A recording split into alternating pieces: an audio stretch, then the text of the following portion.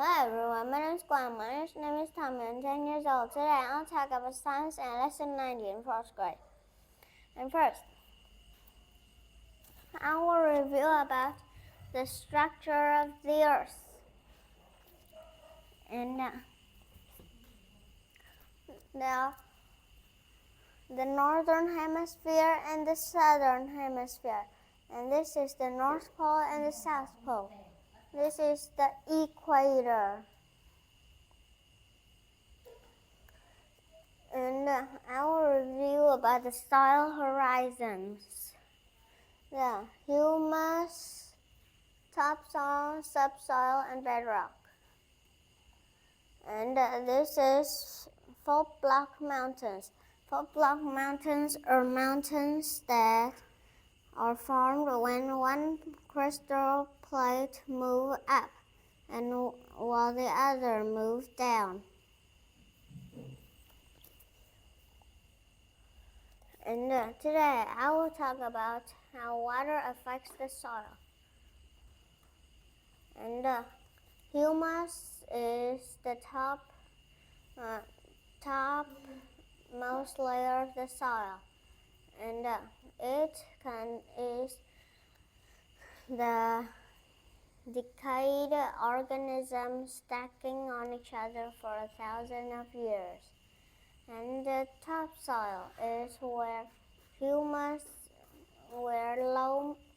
a mixture of sand, silt, and clay. It is the best topsoil. And the subsoil is mostly sand and rock.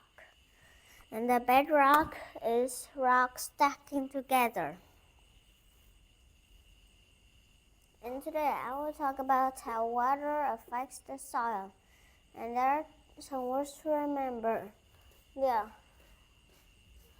Erosion, weathering, sediment, and conservation.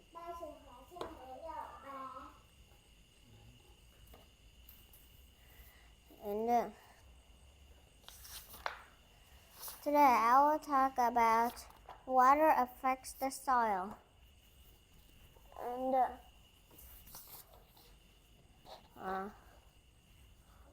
soil erosion is the loss of soil by the change of water or wind. And sometimes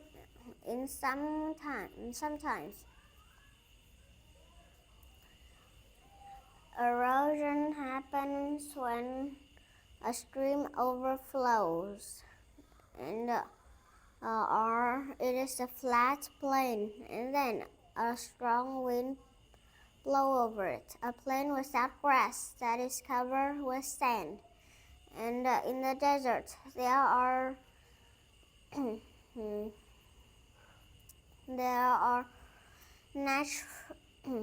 natural disasters called sandstorm. Sandstorm is when a desert sand is not tightly packed together enough, and then the wind blew the topsoil away. And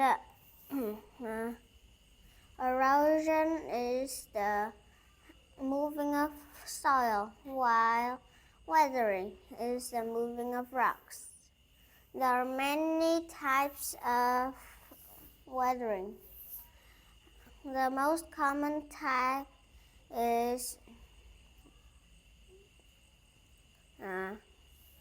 when the water seeps into the crevices and cracks in the rocks. And then it becomes winter, and the water froze in the cracks of rocks. It froze and expanded, and the force of expanding water crumbled rocks into pieces. And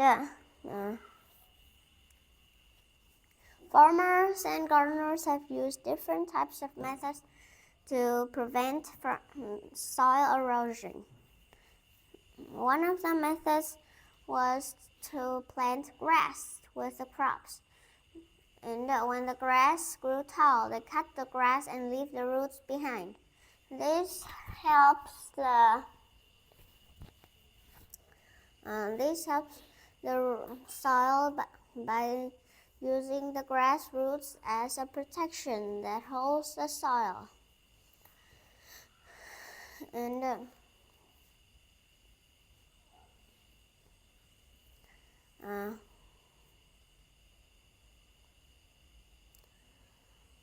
the farmers also plant some crops like clover. And these crops can return nitrogen into the soil and make the soil richer in nitrogen. And since the soil on hillsides erodes easily, farmers in Asia have thought of a way to farm. And so they come up with a way to make the mountainsides like steps. And they are called terrace raised fields. And they are built on mountain sides so that the water will not go directly down and take all the nutrients and put it in the river. And contour farming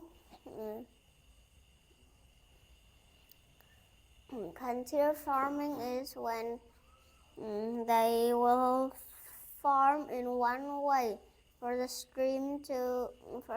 rainwater to go.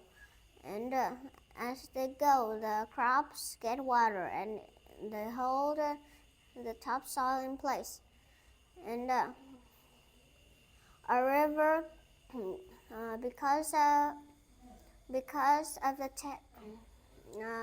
of the river, people have invented the terrace raised field for the reason because the river can take all the nutrients from the soil from where it started and then dump it into the sea.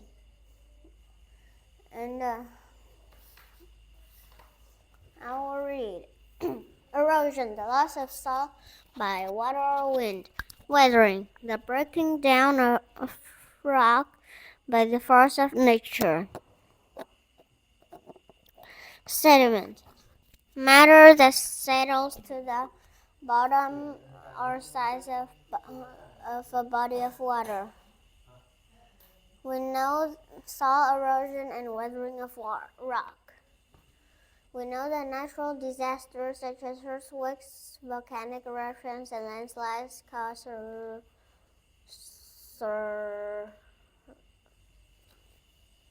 surface of the earth to change very quickly. Erosion and weathering can change the surface either rapidly or slowly.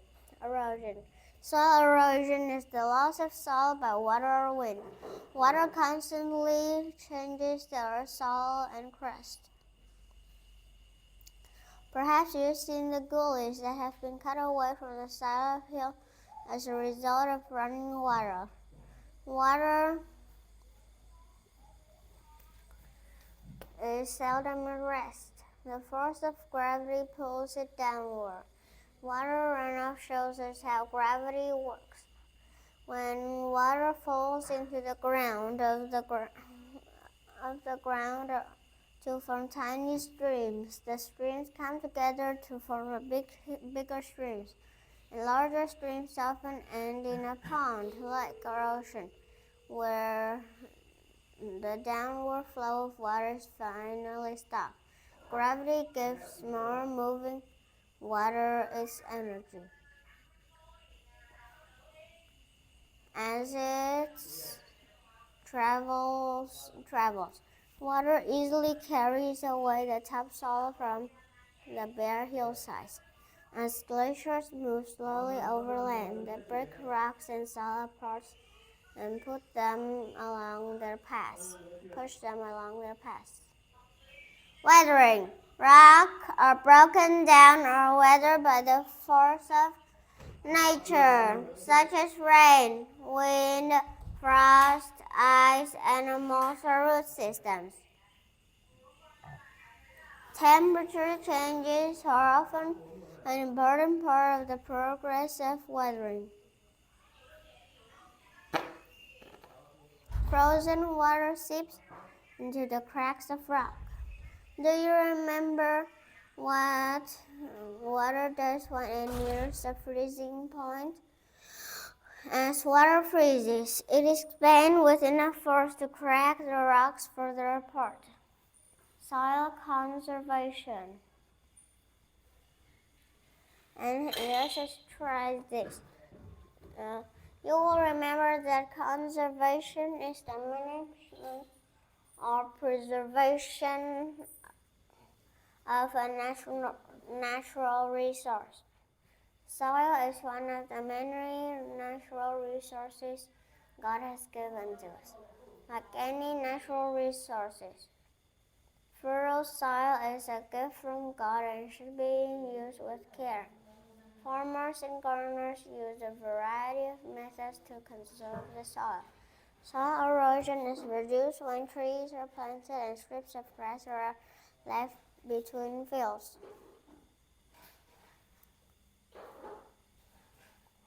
The leaves of trees keep the rain from being down directly on the soil and washing it away. Leaf litter eventually forms humus, which easily soak up water. Root system absorb water and hold the topsoil in place. Some farmers also plant crops such as alfalfa or clover to cover and protect the soil. These crops return nitrogen to the soil, making it fertile. Since the soil on hillsides erodes easily, farmers give special attention to the way hillsides are planted or cultivated. Contour plowing is one of the ways to conserve soil on hillsides. Plowing the slopes across instead of up and down, and farm ridges will slow down the flow of water.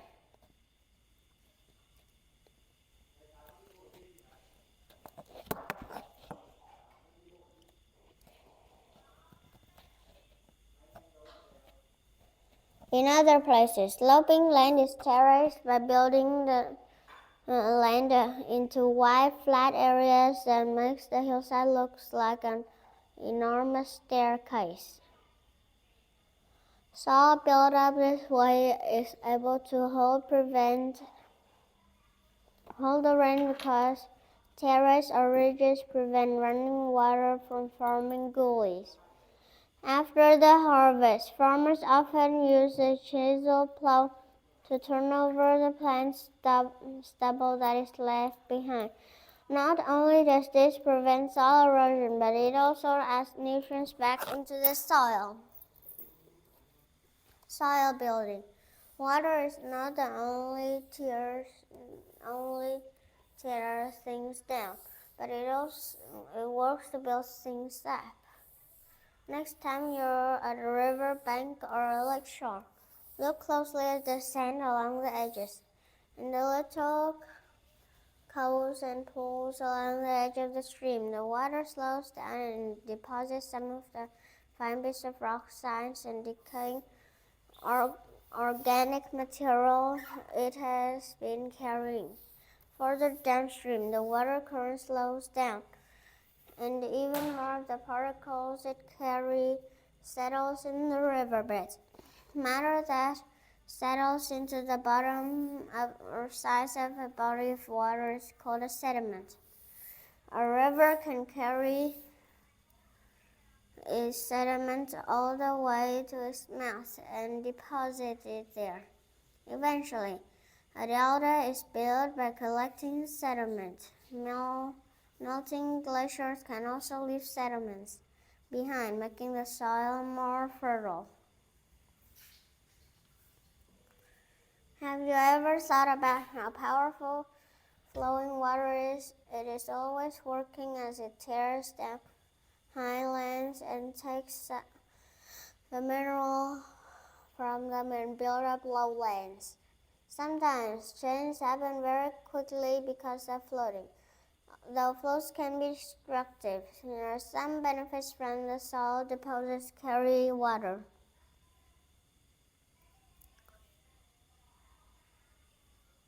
Some people of the world depend upon floats which carry salt from higher lands down to lower lands used for farming. Comprehension check. The cause of the Earth's surface to change rapidly or slowly is erosion. What two things cause erosion? Water and wind. An example of something that caused the weathering in rock is ice. An example of soil conservation method. They use contour farming and make terrace raised field to slow the speed of water. An example of soil conservation. We call the matter that settles into the bottom, the sides, or the body of water sediments. If precipitation falling on a hill or cliff, then it will make the cliff to crack because the pushing force of water can crack rocks. And there's an experiment to demonstrate the pushing force of frozen water. And they say materials needed are empty plastic water bottle, water, and freezer. Completely fill the water bottle before placing it in the freezer. Before placing back the cap on, place it in the freezer. After they observe what happened. Remember, liquids fill the shape in which they are contained. When liquid water freezes into solids, it expands. This expansion creates enough pushing force to bow out the sides or even breaks the plastic if the plastic of the water bottle. If the water fills the space between rocks and freezes, it is enough pushing force to break the rock apart. And that is all I want to talk in this science lesson. Thank you for listening and watching. Goodbye. Con nghỉ một tí nhé.